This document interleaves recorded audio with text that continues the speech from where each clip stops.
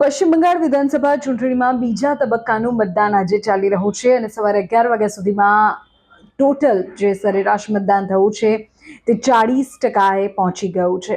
પહેલા તબક્કામાં પણ આપણે જોયું કે રેકોર્ડ મતદાન થયું, 90%ની ઉપર મતદાન થયું છે. જ્યારે પણ મતદાન વધે છે ત્યારે એવી ચર્ચાઓ થાય છે કે આ મતદાન પરિવર્તન માટે છે કે ફરી પુનરાવર્તન માટે છે, તો સમય કહેશે.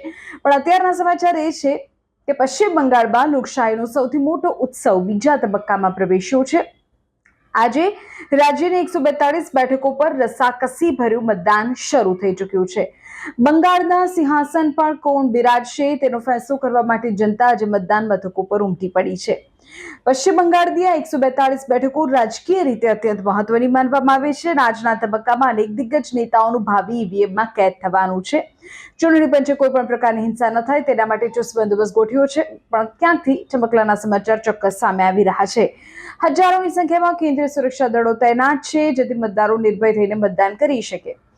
આજના બીજા તબક્કાના મતદાનમાં સત્તાધારી પક્ષ અને વિપક્ષના અનેક દિગ્ગજો મેદાનમાં છે. ખાસ કરીને હાઈ પ્રોફાઇલ બેઠકો પર દેશભરની નજર છે કે જ્યાં દિગ્ગજો વચ્ચે સીધી ટક્કર છે અને આ દિગ્ગજ એટલે કે મમતા બેનર્જી વર્સિસ શુવેન્દુ અધિકારી ભવાનીપુરથી લડી રહ્યા છે અને અહીં મિશ્ર વસ્તી છે.